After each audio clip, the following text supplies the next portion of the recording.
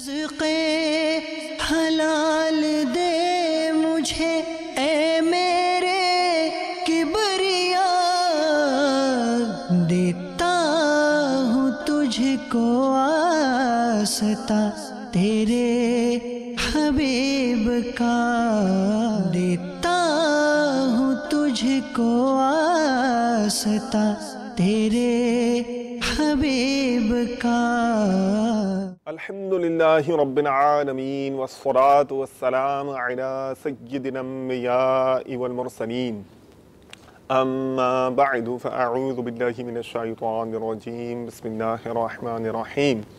अस्सलातु वस्सलामु अलैका या रसूलल्लाह व अला आलिका व अस्हाबिका या हबीबल्लाह। अस्सलातु वस्सलामु अलैका या नबिय्यल्लाह व अला आलिका व अस्हाबिका या नूरल्लाह।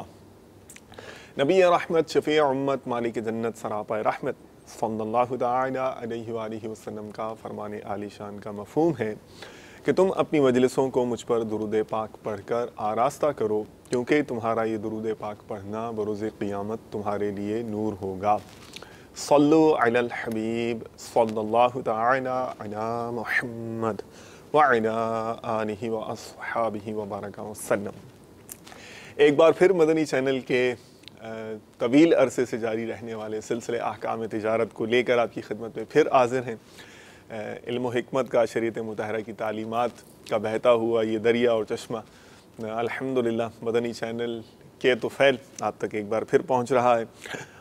हिस्ब मामूल आपके सवालात होंगे और हमारे जो इस्लामी भाई, मुताले का इस्लामी भाई जो मार्केट्स में उतर जाते हैं, डिफरेंट इंडस्ट्रीज़ और प्रोफेशन से ताल्लुक़ रखने वाले लोगों तक एक्सेस करते हैं, रसाई हासिल करते हैं, उन तक जाकर जी हाँ, ये वो बादल है जो जाकर बरसता है और आने वाले भी आकर अपनी प्यास बुझाते हैं। लेकिन हमारे इस्लामी भाई अल्हम्दुलिल्लाह उनको पानी पिलाने, इल्म दीन से सैराब करने के लिए उन तक पहुँच जाते हैं, उनके सवालात हासिल करते हैं और सवालात हासिल कर कर फिर ऑडियो कॉल्स भी होती हैं, वीडियो सवालात भी होते हैं। हम आपकी शरई उलझनों का जवाब देते हैं। पहला सवाल हिस्ब मामूल हम वीडियो सवाल लेते हैं और देखते हैं कि मुताले का इस्लामी भाई ने मुफ्ती साहब से क्या पूछा है। मेरा नाम अत्तर हफीज़ है। मेरा सवाल मुफ्ती साहब से ये है कि हम अगर किसी को चेक की सूरत में पेमेंट करते हैं और अगर वो चेक बाउंस हो जाता है तो वो इस पे 5% इजाफी रकम हमसे वसूल करते हैं, क्या ये शरअन जायज़ है? ओह जी, ये तो शायद इस मार्केट से के अलावा दूसरे भी लोगों से ताल्लुक़ रखने वाला सवाल है। चलिए पूछते हैं मुफ्ती साहब क्या कहते हैं। चेक बाउंस होने के बाद जो 5% लिए जाते हैं, इसका मरहला तो बाद में आता है ना। ओके, कुछ ऐसे स्टेप्स हैं जो इससे पहले अलार्मिंग है। पहले तो ये है कि जो चेक जारी कर रहा है कि जी फला तारीख का मैं आपको चेक दे देता हूँ, पैसे निकाल लीजिएगा। ठीक है। सौदों के अंदर कीमतें जो हैं वो मुकर्रर की जाती हैं कि कब अदायगी होगी। दुरुस्त है। उधार के ताल्लुक से कीमतें मुकर्रर होती हैं। अब एक शख्स ने दे दिया कि जी 10 तारीख को जो है आपको ये पैसे मिल जाएंगे, आप चेक लेके चले जाएं। अब वो बंदा 10 तारीख को जब जाता है तो पता चलता है कि जनाब पैसे ही नहीं है। तो ये एक वादा खिलाफ़ी है। अल्लाहु अकबर। और कानूनी तौर पर भी जुर्म है। और पाकिस्तान में इस हवाले से जो कवानीन है काफ़ी नरम है, लेकिन अमारात वगैरह में चेक बाउंस होने के कवानीन बहुत सख्त हैं। ठीक है। जेल के सिवा चारा नहीं होता। अल्लाहु अकबर। अब देखें ना, बाज़ लोगों की तो आदत बन जाती है ना, यहाँ चालाकी शायद समझते होंगे यार, इसको जो है ना वो ये टहला दिया, अभी तो इसको यानी हिसाब बराबर कर दिया, इसको क्या पता, जब वो बात देखी जाएगी फिर उस टाइम देख लेंगे। बाज़ औक़ात जो है वो कोताही होती है, कसदन और इरादतन गलती नहीं होती, मैनेज नहीं हो पाता और वो चेक जारी कर देते हैं। बाज़ औक़ात कसदन और इरादतन जो है वो चीटिंग होती है। ठीक है। जानबूझकर हेरा फेरी होती है। और जो पहला मरहला है, पहले तो उसके तकाज़े पूरे किए जाए ना। बहुत खूब। एक तो वैसे ही गैर कानूनी मामला है। सही है। जब आपको यकीन है कि आपके पास पैसे आएंगे ही नहीं, आने ही नहीं है कहीं से, तो चेक जारी करने की ज़रूरत क्या है। दूसरी बात यह है कि अगर ऐसा हो गया, इरादतन या गैर इरादी तौर पर चेक बाउंस हो जाता है, तो अगर तो देखें इदारे कुछ पेनल्टी लगाते हैं तो वो तो एक अलग जुदागाना मामला है, जायज़ तो हम उसको भी नहीं कह सकते, लेकिन फिल वक्त जो सवाल हुआ है जी वो सवाल हुआ है दो पार्टियों के दरमियान। ठीक है कि जिस पार्टी ने पेमेंट लेनी थी, चेक जमा करवाया और चेक बाउंस हो गया, तो वो इसके बदले में किसी किस्म का मुआवजा नहीं ले सकता। वो किस चीज़ का मुआवजा ले रहा है कि भाई तुमने मुझे पैसे देने थे 10 तारीख को, 10 के बजाय अब तुम दे रहे हो 20 तारीख को, लिहाजा मुझे 5% और दो। तो ये मतलब क्या हुआ, ये कर्जे के ऊपर नफा हुआ ना। जी जो पैसे उसने लेने थे 5 तारीख को, सही है, 5 के बजाय अब 10 तारीख को वो ले रहा है, 10 तारीख को ले रहा है, 100 पे 100 105 ले रहा है। अब जो मुद्दत और पीरियड वो बढ़ा रहा है, ठीक है, ये पैसे उस मुद्दत और पीरियड के मुकाबिल में है।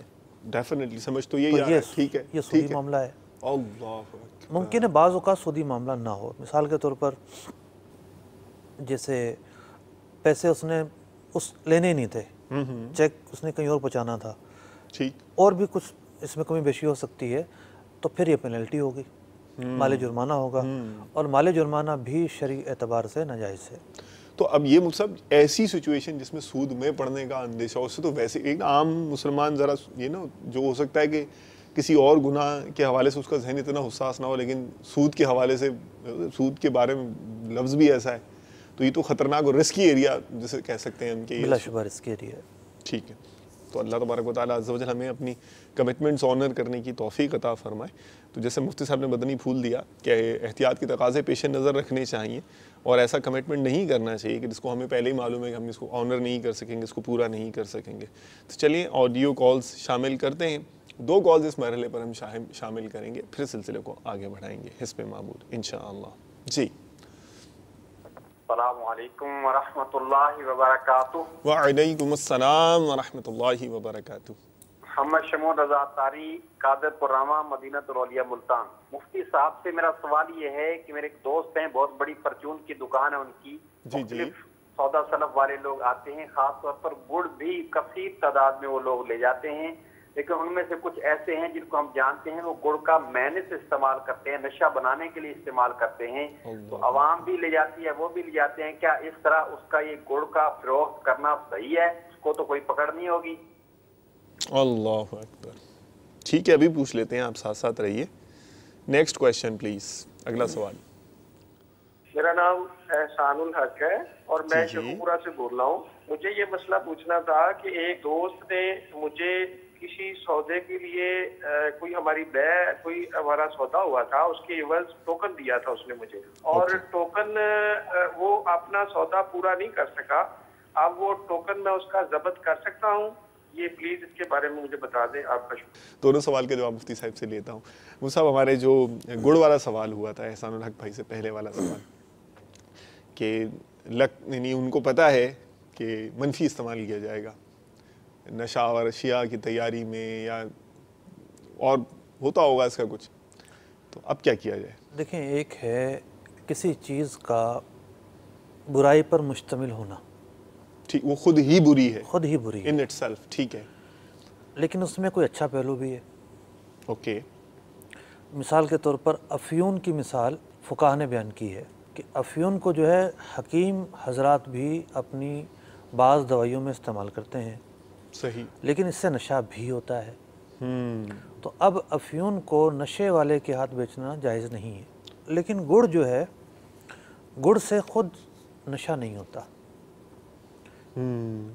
किसी न किसी मरहले पर जो है वो मुमकिन है शराब में डाला जाता हो। सही, तो गुड़ की शराब में तो अंगूर भी डाले जाते हैं, तो सिरका भी डाला जाता है, पानी भी डाला जाता होगा। तो ऐसी सूरत हाल के अंदर जैसे कोई चाकू खरीद कर लेके जा रहा है, आपको पता है कि ये कत्ल ही करना है इसने, उसके दोनों इस्तेमाल हैं, ठीक है, मनफी भी और मुस्बत भी, तो फिर ये है कि उसको नहीं बेचा जाएगा। लेकिन चाकू की मिसाल ज़रा अलग है, और पता होना और ये उसने वही काम करना या जुदा गाना है। लेकिन एक परचून की जो दुकान है उसमें कौन क्या करेगा और क्या नहीं करेगा, इसका अंदाज़ा लगाना बहुत मुश्किल होता है। सही, लेकिन अगर पता है इन्हें कि इसने जाके ये फ़लाँ गलत काम में ही यूज़ करना है, मसलन शराब ही बनानी है, ठीक, तो फिर यह है कि इसके लिए बेचना दुरुस्त नहीं है। लेकिन इसकी रोज़ी किसी वजह से हराम हो ये नहीं कहा जा सकता। वजह यह है कि इसने एक हलाल और तय्यब चीज़ बेची है, लेकिन चूँकि बिल वास्ता तौर पर जाकर बराह रास्त नहीं, इनडायरेक्ट, ये कहीं ना कहीं इस्तेमाल हो रही है। सही, जैसा कि बयान किया गया किताबों के अंदर, फतावा रज़िया शरीफ में भी है कि कोई किसी तवाइफ को घर किराए पर देता है जो आकर वहाँ रहेगी, और ये भी अंदेशा है कि उसके कोई ग्राहक भी आए। तो ऐसे में जो मसला फतावा रज़िया शरीफ में बयान हुआ, घर किराए पर देने वाले पर कोई इल्ज़ाम नहीं है, क्योंकि घर की जो बुनियादी सहूलत है वो है रहना।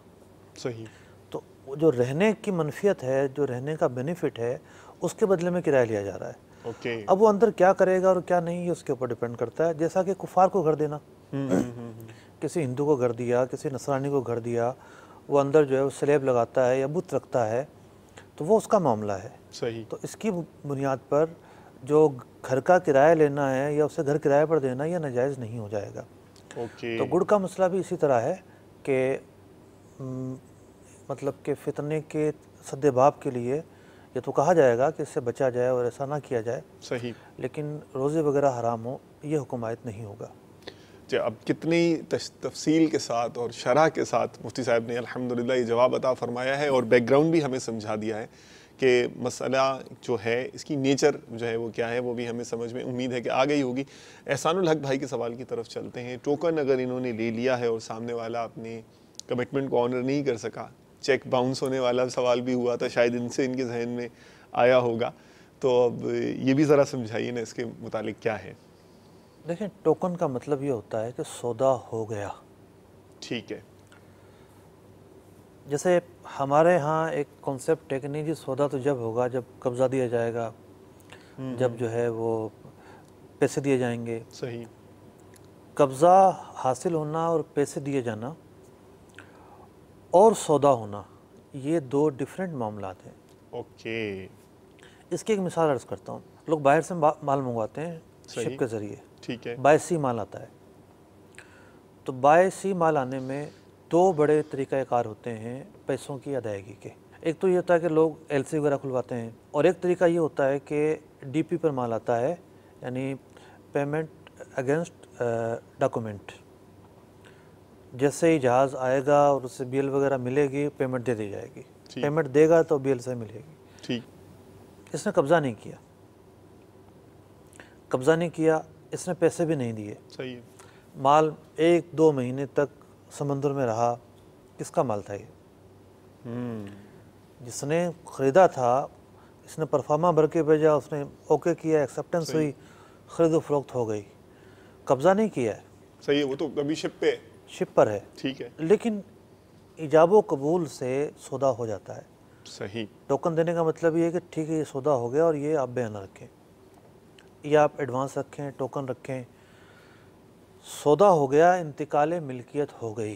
ओके, अब इंतकाल मिल्कियत के बाद अगला मरहला होता है कब्ज़ा देने का। ठीक, जैसे ये जहाज़ों का मैं अर्ज़ करूं, जहाज़ों का माल वैसे तो कई तरीके से आता है, लेकिन दो मशहूर तरीके हैं। एक को CNF कहते हैं और एक को FOB कहते हैं। CNF के अंदर माल भेजने वाले की ही रिस्क पर वो माल होता है, ठीक, किराया भी उसने अदा किया होता है, रास्ते का जो भी रिस्क वगैरह है वो उसका वो ज़िम्मेदार है। तो अगर वो माल डूब जाता है, सड़ जाता है, चोरी हो जाता है, तो सौदा ख़त्म हो जाएगा।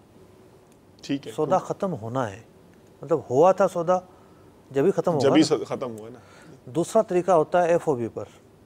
FOB के अंदर ये होता है, माल मंगवाने वाला कंटेनर हायर करता है, जी जी, वो उसका फ्रेट अदा करता है, किराया वगैरह अदा करता ठीक है, है, और माल जो है इस मंगवाने वाले के रिस्क पर होता है।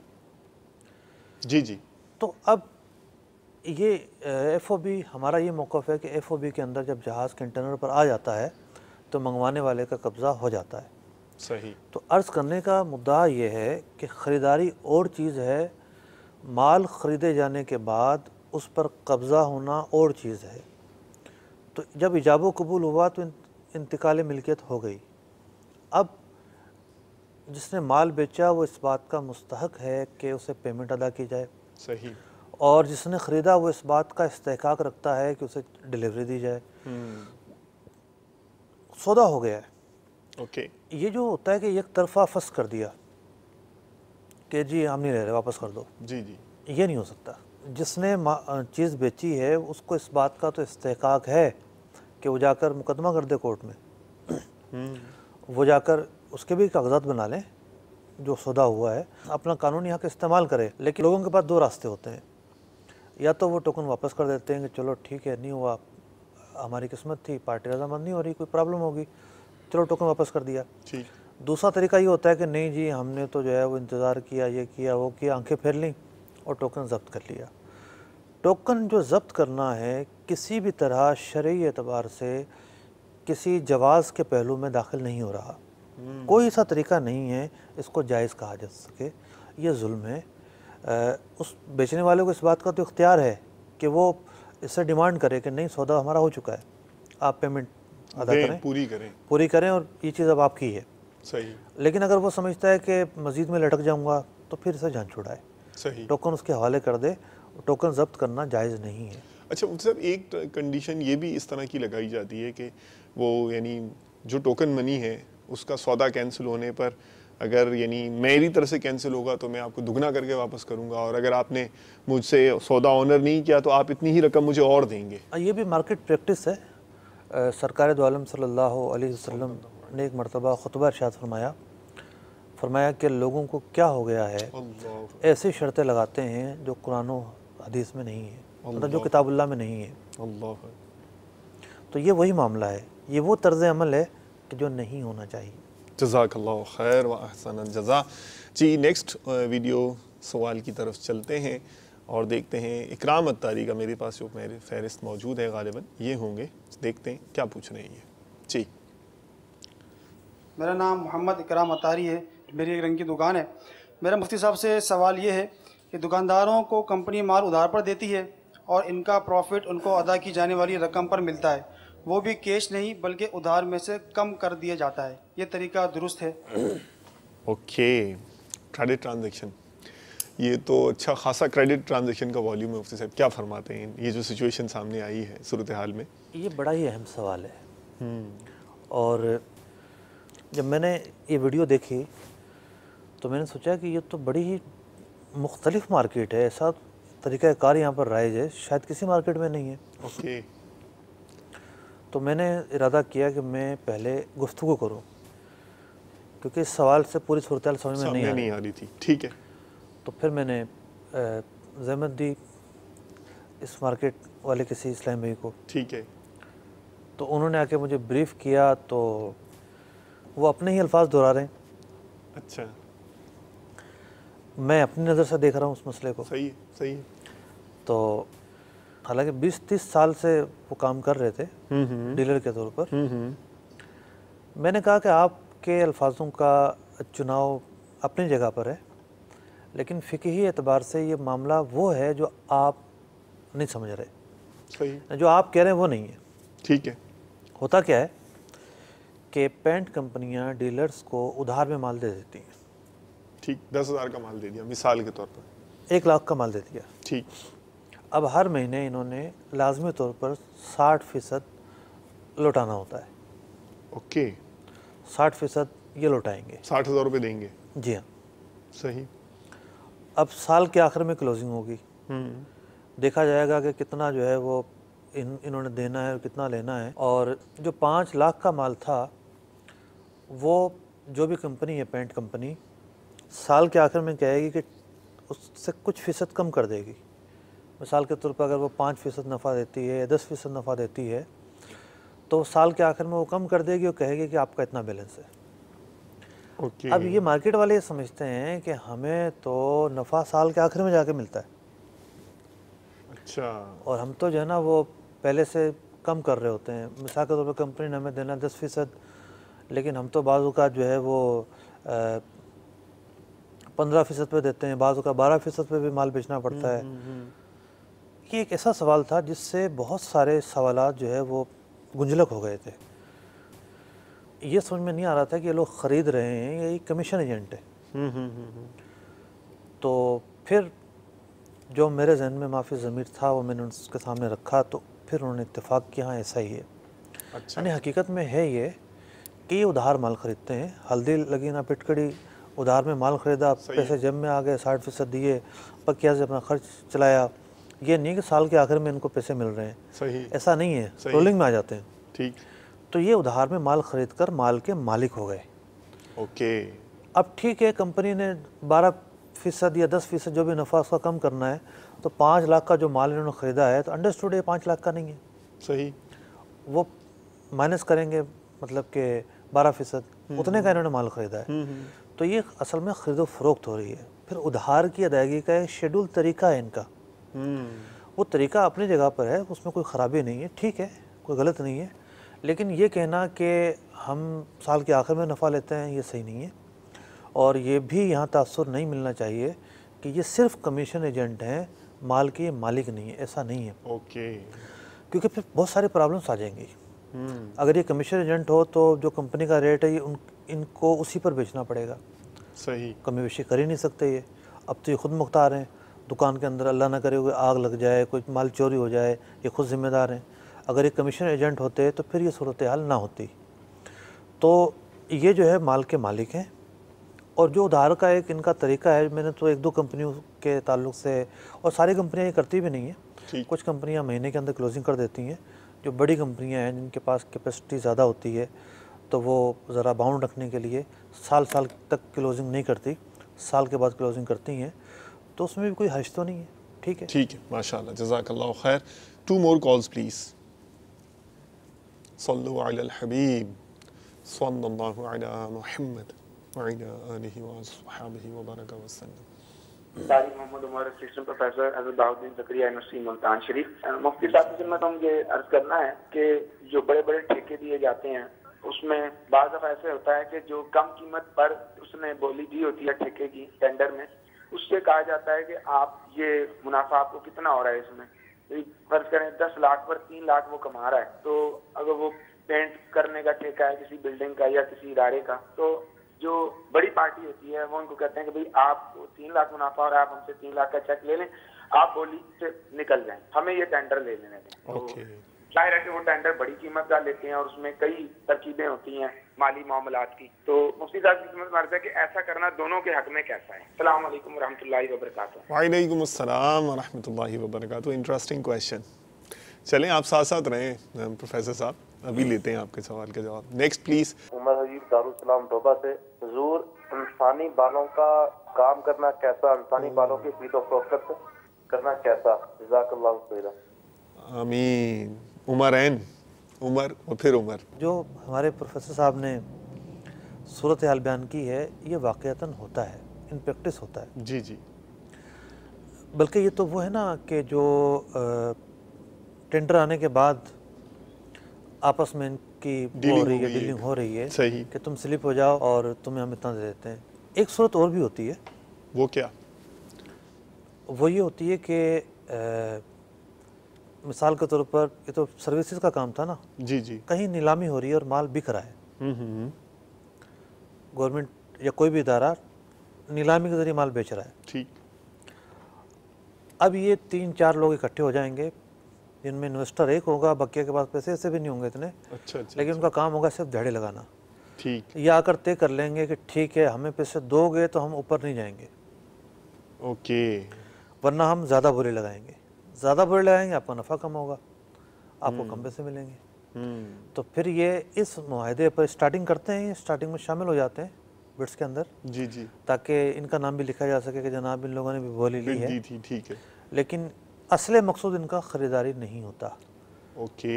आकर वो नफ़ा लेना मकसूद होता है जो ये दूसरे से डीलिंग करके लेते हैं। ठीक। ज़ाहिर बात ये डीलिंग को तिजारत तो है नहीं। ये तो गोया एक लिहाज से कह सकते हैं उसको, क्या हेरा फेरी में एक लिहाज से इन्होंने अपनी इनपुट डाल दिया। ये रिश्वत है। यानी दूसरा जो है वो अपना काम निकलवाने के लिए इनको दूसरी पार्टी को, एक पार्टी दूसरी पार्टी को अपना काम निकलवाने के लिए पैसे देकर फारिग कर रही है। सही। कि तुम इसमें शामिल ना हो क्योंकि तुम्हारा कम कीमत का टेंडर है। सही। अगर ये टेंडर तुम्हारे नाम से पास हो गया तो मैं क्या कमाऊंगा? ठीक। लिहाजा तुम मुझसे पैसे ले लो, जाओ घर आराम से बैठकर खाओ, मैं ज़रा अपना काम काज करूँगा। ठीक है। तो जो तरीक़ाकार इख्तियार किया गया ये रिश्वत पर मुश्तमिल है। जो मैंने मिसाल अर्ज़ की, जो मार्केट में प्रैक्टिस है, वो भी जो सूरत है उसमें भी वो जो सूरत हाल है वो भी रिश्वत पर मुश्तमिल है। अल्लाह तबारक व तआला हमें रिश्वत जैसी मनहूस चीज़ से महफूज रहने की तौफीक अता फरमाए। मोहम्मद उमर थे, इंसानी बालों के हवाले से सवाल पूछ रहे थे, इसके बारे में क्या फरमाते हैं? इंसान जो है ये अशरफुल मखलूक़ात है अल्हम्दुलिल्लाह, और अशरफुल मखलूक़ात होने के नाते इंसान की एक इज़्ज़त है और एक तकरीम है। आप इसका अंदाज़ा लगाइए कि दुनिया की हर चीज़ काबिल फ़रोख्त है, ठीक है, लेकिन इंसान काबिल फ़रोख्त नहीं होता।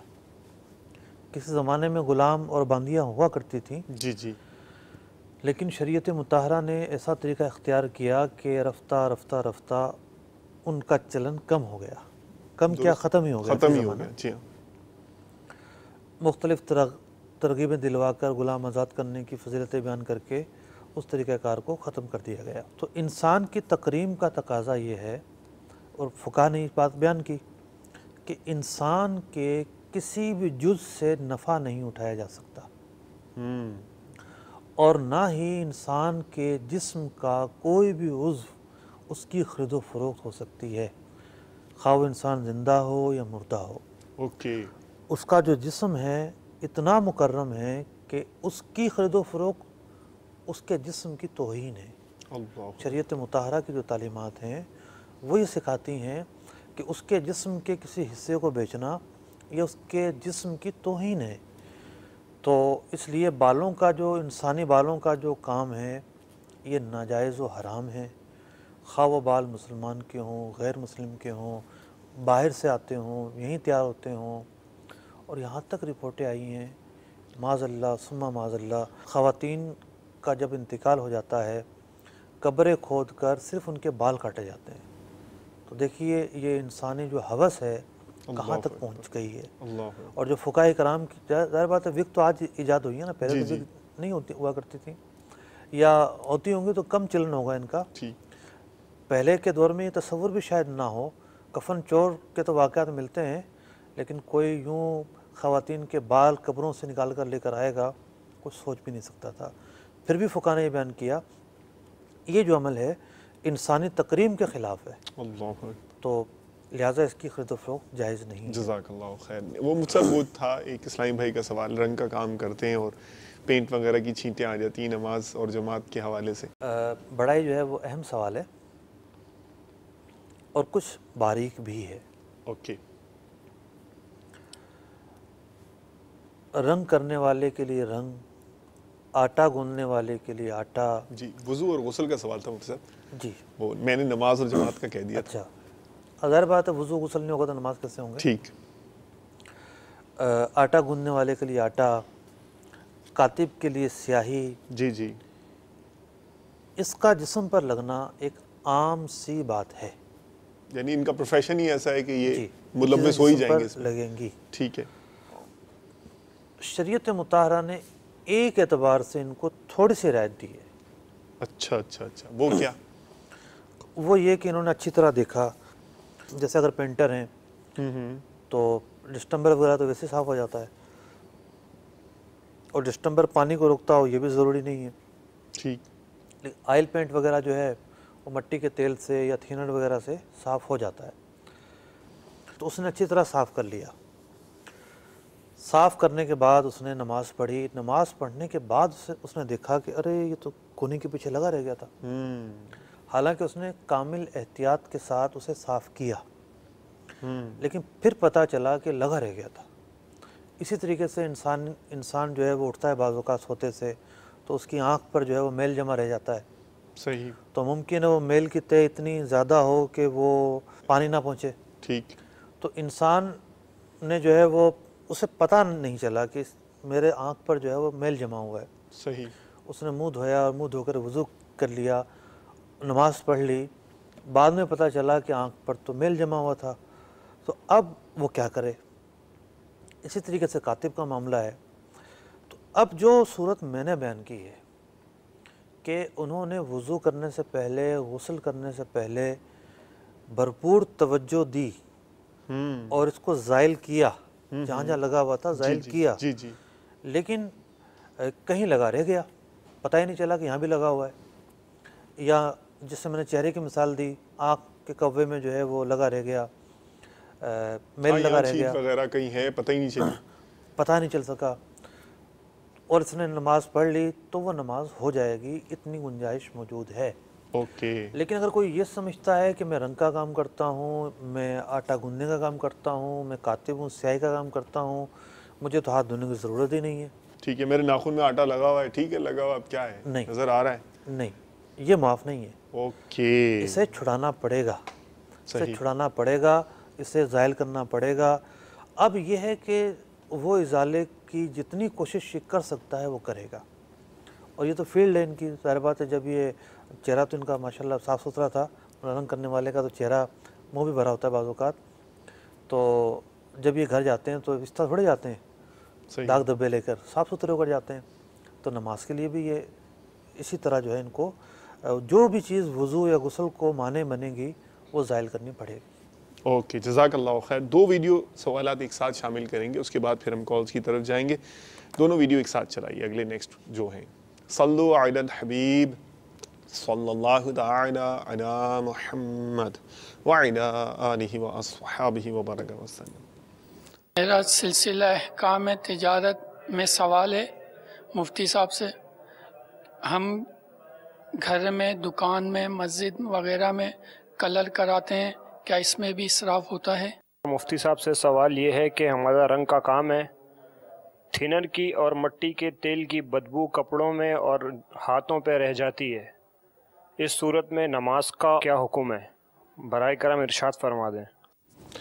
ओके, इसमें अगर जमात का भी लफ्ज़ इजाफा कर लिया जाए दूसरे सवाल में, और पहले वाले में तो यानी ये सवाल है, और ये मेरा ख्याल है कि ये डायमेंशन ही है एक, नहीं तो कि रंग में भी क्या इसराफ हो सकता है, वाइट वॉश में भी हो सकता है। इस सवाल के 2 पहलू बन सकते हैं। ठीक, एक तो ये है कि रंग जब किया जा रहा है उस दौरान इसराफ का होना, सही। तो ज़ाहिर बात है जितना इंसान जो है वो बच सकता है और एहतियात कर सकता है, उसके ऊपर लाजिम होगा कि वो रंग इस तरीके से करे कि नीचे ना गिरे। ठीक। अच्छा, कोई अनाड़ी आदमी होगा तो उससे तो गिरना लाजमी है, सही। लेकिन जो ये रंग वाले होते हैं, पेंटर होते हैं, ये बहुत अच्छे तरीके से जो है ना उसकी लापी बनाते हैं और इस तरह बुर्श लेते हैं कि टपका भी नहीं करता बाज़ औक़ात। ठीक। तो जहाँ इनकी कोताही पाई जाए, इनकी कोताही से गिरेगा तो वो ज़ाहिर बात इसराफ में शुमार होगा, ज़ियाए माल होगा। और जहाँ जो है वो गिरता ही है आदतन, जैसे अगर कोई प्लस्तर कर रहा है मज़दूर या मिस्त्री, तो कुछ ना कुछ सीमेंट नीचे गिरती है, ये एक लाजमी बात है। जी जी। छत भराई होती है तो उसमें भी वेस्टेज गिरती ही है, फिर उसको यूज़ कर लिया जाता है, फर्श वगैरह में डाल दी जाती है। ठीक। रंग के अंदर ऐसा नहीं है, जो गिर गया वो कहाँ यूज़ होगा, वो तो वबाल जान बन जाता है गिर के। ठीक। तो एक तो पहलू ये है कि रंग करते हुए उसका इसराफ में जाना, सही। इसका ज़्यादातर ताल्लुक कारीगर से है, इससे बचा जाए। दूसरा जो पहलू है वो है अपना मालिक से, जिसके जेब से पैसा गया है। जी हाँ। कि अब वो रंग करवा रहा है, उसको ज़रूरत भी है रंग करवाने की या नहीं। ओके। शायद इनके पूछने का मकसद ये पस मंज़र है। तो देखिए कि रंग वैसे तो रोज़ नहीं होते, लेकिन मैंने देखा है बाज़ लोगों की तबीयतें ऐसी जो है वो रंगीन होती हैं कि उनको हर 2-4 माह बाद कुछ ना कुछ करना होता है, कुछ सूझती है, कुछ ना कुछ करना होता है। कभी क्या डेकोरेशन कर रहे हैं तो क्या, कभी क्या लेकर आ रहे हैं। और रंग की फील्ड भी तो अब ऐसा लगता है कि आइंदा आने वाले ज़माने में जो अमीर कबीर लोग हैं उनके घरों में शायद रंग हुआ ही ना करे। अल्लाह। अब रंग के इतने नेमल बदल आ चुके हैं। जी जी। वो चीज़ें आ गई हैं, अकल हैरान हो जाती है। अच्छा, ये भी चीज़ें होती हैं। तो उसमें देखिए उर्फ़ व आदत पर है। जैसे उर्फ़ 1 साल बाद रंग करने का है, और 1 साल के अंदर दाग धब्बे लग जाते हैं, मुख्तलिफ चीज़ें होती हैं। तो ये जो बदनुमाई है ये भी नज़ाफ़त के मतलब के तकाज़े के थोड़ा हटकर ही है। जी जी। तो ये भी हो सकता है कि जैसे आजकल बाज़ रंग ऐसे आते हैं जो वाशेबल होते हैं, उनको उस हिस्से को जहाँ वो मेला हुआ है दूर किया जा सकता है, या घर के बाज़ हिस्से मुतासर होते हैं, जैसे किचन ज़्यादा मुतासर हो गया, जी जी। जो जिस जगह पर हाथ ज़्यादा लगते हैं वो ज़्यादा मुतासर हो गया, उस हिस्सों पर भी काम चल सकता है। तो जो किनात का पहलू है उसे इख्तियार किया जाए। इसराफ हो सकता है, यहाँ पर बैठे बिठाए आज ये करवाया अगले महीने कुछ और करवा लिया, वही रंग ज़ाया किया, यानी वो चल सकता था, फ़ायदा दे सकता था। तो इसराफ का पहलू तो नज़र आ रहा है यहाँ पर। लेकिन इसराफ के अलावा भी मैं अर्ज़ करूँ कि करने को जाएँ तो साल से ज़्यादा भी चलाया जा सकता है रंग, 2 साल 3 साल भी चलाया जा सकता है। रंग की कंडीशन पर और मकान की नोयत पर मबनी होता है। बाज़ घरों में सिलन होती है तो वहाँ रंग नहीं चलता। सवाल का दूसरा हिस्सा था मस्जिद और मदरसा से मुताल्लिक। जी जी। तो देखें, जो शख्स ज़ाती पैसे खर्च करता है उसके अंदर एहतियात के मामलात और होते हैं, लेकिन जहाँ चंदे का पैसा इस्तेमाल हो रहा हो वहाँ एहतियात बहुत ज़्यादा बढ़ जाती है। वहाँ तो बिल्कुल उलमा से पूछ कर, रहनुमाई लेकर रंग करवाया जाए कि हमने ये रंग करवाया हुआ है, हम दोबारा इस पर रंग करवाएं या ना करवाएं, सूरत दिखाई जाएगी। माशाअल्लाह। अच्छा, 3 कॉल्स आप दीजिए और मुख्तसर जवाब लेंगे इंशाअल्लाह। फिर एक वीडियो सवाल हम वो शामिल करेंगे, चारों एक साथ चला दीजिए। सल्लु अलल हबीब सल्लल्लाहु तआला अला मुहम्मद व अला आलिहि व अस्हाबिहि व बरका वसल्लम। जनाब मोहम्मद तनवीर अत्तारी, मरकज़ुल औलिया लाहौर से अर्ज़ कर रहा हूँ। जी जी। मुफ्ती साहब की बारगाह में मेरा सवाल अर्ज़ है कि हमारे लाहौर की एक मशहूर मार्केट है कपड़े की, जिसमें कुछ कस्टमर जो हैं वो लेडीज़ कपड़े की मार्केट है, लेडीज़ कस्टमर वगैरह कुछ सूट परचेज़ करते हैं, तो जो दुकान के सेल्समैन होते हैं वो उनको कहते हैं कि हम शलवार मैचिंग कर दें, तो वो बाहर जाकर मैचिंग सेंटर बने हुए हैं, वहाँ से शलवार मैचिंग करके और एक हो या जितनी भी हों तो वो वहाँ से कम पेश 250 की परचेज़ करते हैं और कस्टमर को आगे वो 300 की बेचें, 400 की बेचें, 500 की बेचें, वो सारे पैसे सेल्समैन के होते हैं। तो क्या इस सूरत में ये डीलिंग जायज़ है? अल्लाह अज़्ज़ा वजल हमारे मुफ्तियान कराम में बरकत अता फरमाए, इनमें कसरत अता फरमाए, इनका साया दराज फरमाए। अस्सलामु अलैकुम वरहमतुल्लाहि वबरकातुहू। व अलैकुम अस्सलाम वरहमतुल्लाहि वबरकातुहू। जी, नेक्स्ट प्लीज़। भाई साहब, एक सवाल आपसे पूछ रहा हूँ कि हम लोग इधर सऊदी अरब में रहते हैं, 2 आदमी हम लोग थे, हम बहुत बड़ी मार्केट है इधर, हमारी ड्यूटी बाहर उन लोगों ने लगाई है। ड्यूटी क्या है कि कस्टमर अंदर से सामान लेके निकल रहा है, तो वो कस्टमर का सामान हम लोग ट्रैली में लेके निकलता है, छोटी सी ट्रैली होती है उसमें सामान लेके निकलता है कस्टमर, तो हम लोग जो है ना ट्रैली पकड़ के उसका सामान हम लोग उसकी गाड़ी में रख देते हैं। कुछ लोग होते हैं वो हमें, कुछ लोग 5 रुपए दे देते हैं, कुछ लोग हमें 10 रुपए दे देते हैं। ये लेना जायज है या नहीं जायज? बड़ा मेहरबानी बता दें हमें। अभी पूछ लेते हैं। Next please. अस्सलामु अलैकुम वरहमतुल्लाहि वबरकातुहू। वालेकुम अस्सलाम वरहमतुल्लाहि वबरकातुहू। जी, मोहम्मद इरम इसहाक, बर्मिंघम यूके से। मेरा सवाल ये था कि जो लोग कमेटी डालते हैं, जब कमेटी डाल रहे हैं और वो साल के बाद 2 साल के बाद निकलती है, तो क्या उस पे भी ज़कात होगी या क्या होगा उसके बारे में प्लीज? जज़ाकल्लाहु खैर। आमीन। जी, वीडियो सवाल भी चला दीजिए प्लीज़। मुफ्ती साहब से एक सवाल है कि कारीगर हजरात का गैर मारूफ और गैर मियारी कंपनियों के लिए ज़्यादा इनामी रकम के लिए उनको बेहतर बनाना कैसा है? उनको बेहतर बनाना इंटरेस्टिंग जो है ना, आपने अल्फाज वो चुन लिए हैं। मुराद यही होगी कि उनको बढ़ा चढ़ा कर पेश करना, यानी अगर बेहतर बनाना है तो ऐसे तो लोग यानी मिल जाए जो गैर मेहरी कंपनी को मेहरी कर दे तो बहुत ही खूब हो जाएगा। लेकिन हम जी इनसे जब मशवरा मांगा जाता है कि भाई कौन सी कंपनी आजकल अच्छी चल रही है, जी हाँ, तो ये वो कहते होंगे वो एक्स कंपनी जो है ना जबरदस्त, पता भी है कि जनाब ये कंपनी अच्छी नहीं है, फिर भी उसका मशवरा देना ये खयानत है, अल्लाहु अकबर, ये धोखाधड़ी है, अपने मुसलमान को नुकसान पहुंचाना है। तो इस अब ये क्या इसने अपनी जिम्मेदारी पूरी की जो जिसके लिए जो है ना ये इसको फीस दी जा रही है या और दीगर मामला से वो एक जुदा गाना मामला है। इसने तो देखें रंग करना है ना, ठीक है, रंग पर जो पैसे लेने हैं वो ठीक, वो अलग है, वो एक मजदूरी है इसकी, जी जी, जो वो वाश करेगा, ठीक। लेकिन उससे पहले से मशवरा किया गया, हर आमतौर पर कारीगर से किया जाता है इलेक्ट्रिशियन से भी किया जाता जी है हाँ, जी हाँ। भाई कौन सी चीज़ मंगवानी चाहिए। ठीक है। तो जिससे जब भी इस तरह का मशवरा किया जाए उस पर शरन लाजिम है कि वो मशवरा दे जिससे वो अपनी दुरुस्त नज़र में दुरुस्त समझता है और अपने घर पर भी वो वही लगाना पसंद करता है। अल्लाह अल्लाह अल्लाह अल्लाह, ये हुई ना बात, आपने क्राइटेरिया दे दिया माशाल्लाह। नहीं अच्छा, मुझसे वो तनवीर भाई इरशाद फरमा रहे थे, सवाल पूछ रहे थे लाहौर से, और मशहूर कपड़े की मार्केट, और फिर जो उन्होंने बताया है कि सेल्समैन जो है ना वो शलवार सूट के हिसाब से मैच करने वाला जो वो ट्रांजेक्शन बताया, उसके हवाले से क्या फरमाते हैं? हमने मरकज़ुल औलिया में एक ही प्रोग्राम किया है, वो भी इत्तेफाक से। जी आप भी मौजूद थे और मैं जी मौजूद जी था। जी अल्हम्दुलिल्लाह। तो अब न जाने कब मरकज़ुल औलिया में अगला सिलसिला कर पाएंगे। सिलसिला कर जी। तो वहाँ पता चला, उसके दौरान मुझे बताया गया कि जो कपड़े की मार्केट है, शायद शाह आलम मार्केट है, 16,000 दुकानें हैं इसमें। इतनी बड़ी दुकान। जी हाँ, बहुत बड़ी, बल्कि चर्चे थे वहाँ पर उसके। सवाल थोड़ा सा पेचीदा है। ओके। ग्राहक क्या समझ रहा है? ग्राहक अगर ये समझ रहा है कि ये मुझे बेच रहे हैं, ये लोग मुझे बेच रहे हैं माल, यानी सेल्समैन बेच रहा है या दुकानदार बेच रहा है? वो तो दुकान पे आया है ना। जी जी। अब अंदरूनी खाना सेल्समैन पैसे रखता है या दुकानदार रखता है, ये एक जुदागाना बहस है। ठीक। मेरा ख्याल है सवाल बहुत वसी है, अगले हफ्ते हम इसको अपने सिस्टम में शामिल करते हैं। यूं ठीक है। आप मेरे ख्याल में बैकग्राउंड रिसर्च कुछ और डिटेल जमा करना चाह रहे हैं? इसके अंदर यानी मैं खुलासतन इतना अर्ज कर दूं जी जी कि जो दुकानदार का पहलू है ना, जी जी, वो हम अगले हफ्ते गुफ्तगू कर लेंगे। ठीक। दुकानदार अगर ख़रीद रहा है, ग्राहक ये समझता है कि मैं इस दुकानदार से ख़रीद रहा हूँ, इसने मुझे माल बेचना है, इसके पास नहीं है, दूसरे से मंगवा के बेच रहा है, ठीक, तो इसको बेचा जा सकता है।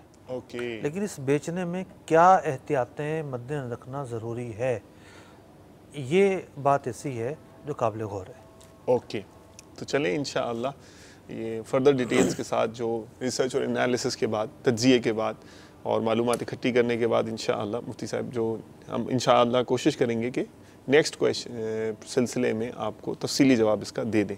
अरब शरीफ से जो कॉल आई थी और उस पर जो उन्होंने जो गालिबन सुपर मार्केट या इस तरह का कोई डिपार्टमेंटल स्टोर होता है उसके बाहर जो ट्रॉली लेके जाना और उनकी ज़िम्मेदारी गाड़ी में रखना और उस पर उनको जो है ना वो 5 रुपये 10 रुपये मिल जाना।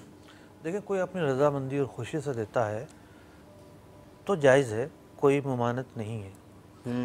लेकिन बाज़ लोग या तो मांगते हैं, मांगने का हक नहीं है, ये सवाल करना है, ठीक है, या फिर ये होता है कि वो ऐसी शक्ल और सूरत और हैयत बना लेते हैं कि गोया ज़बान हाल से मांग रहे हैं, अंदाज से लग रहा होता है कि ये मांग रहे हैं। बहुत अच्छा, प्यारा आपने सुपर मार्केट्स में एक और चक्कर भी होता है। जी जी, वो ट्राली लाइन से लगी होती है ना, जी जी, तो उसमें 1 रियाल डालो तो वो ट्राली जुदा होगी, ठीक है, अलग होगी, वो 1 रियाल उसके अंदर ही रहेगा, 1 रियाल या 1 दिरहम। अब बंदा जो है ना वो ट्राली लेकर घूम रहा है, काउंटर पे आ गया, उसने जो सामान रखा, पीछे मुड़कर देखा ट्राली गायब। वो उस 1 रियाल के चक्कर में ट्राली फ़ौरन ले जाते हैं कि हम जाके लगाएंगे, जाके लगेगी तो 1 रियाल निकलेगा। सही। तो ये भी होता है। तो वो जो टिप वाला मामला है, कोई खुशी से दे दे तो ठीक है। अच्छा, वो सब कमेटी जो यूके से सवाल था, कमेटी वाले उस पर निकलती है, उस पर भी ज़कात दी जाएगी क्या?